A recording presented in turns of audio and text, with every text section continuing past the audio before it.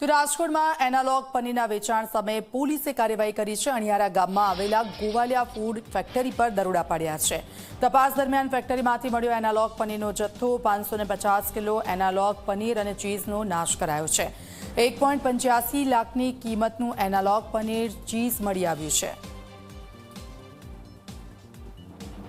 તો આપ જુઓ, એનાલોગ પનીર કે જેના પર બેન કરવામાં આવ્યું છે તેમ છતાં પણ કેટલીક જગ્યા પરથી આ ચીઝ અને પનીરનો જથ્થો મળી આવી રહ્યો છે। ત્યારે હાલ જે ફેક્ટરી છે એ ફેક્ટરીમાં એનાલોગ પનીર હતું, મોટી સંખ્યામાં ચીઝ પણ હતું। 1.85 લાખની કિંમતનું એનાલોગ પનીર અને ચીઝ મળી આવ્યું છે। કાર્યવાહી હાથ ધરવામાં આવી છે। સંવાદદાતા ગૌરવ અમારી સાથે ફોન પર જોડાઈ ગયા છે। ગૌરવ, એનાલોગ પનીર કે જે પ્રતિબંધિત છે તેમ છતાં પણ કેટલીક જગ્યા પર તેનું વેચાણ થઈ રહ્યું છે। આ ફેક્ટરી કેટલા સમયથી હતી અને શું કાર્યવાહી પોલીસ તરફથી? ચોક્કસ જ ખાસ કરીને અણિયારા ગામે 550 કિલો જેટલું એનાલોગ પનીર છે તે અને સાથે ચીઝનો જથ્થો છે તે મળી આવ્યો હતો। એસઓજી પોલીસ છે કે તેમના દ્વારા ગોવાલિયા ફૂડ ફેક્ટરી છે તેની અંદર દરોડાની કામગીરી છે તે કરવામાં આવી હતી ને એનાલોગ પનીરને લઈ અને હવે પોલીસ છે તે પણ એક્શનની અંદર જોવા મળી રહી છે।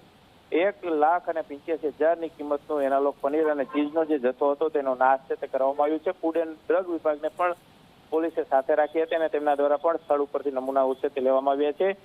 છેલ્લા ઘણા સમયથી આ ફેક્ટરી છે તે ધમધમતી હતી, પણ જે રીતના રાજ્ય સરકારે એનાલોગ પનીર અને એનાલોગ વાળી જેટલી પણ વસ્તુઓ છે તેના ઉપર પ્રતિબંધ છે તે મૂક્યો છે અને ત્યાર પછી હવે આ પ્રકારના કારખાનાઓ જે ધમધમી રહ્યા છે તેની સામે કડક એક્શન છે તે લેવામાં આવી રહ્યા છે।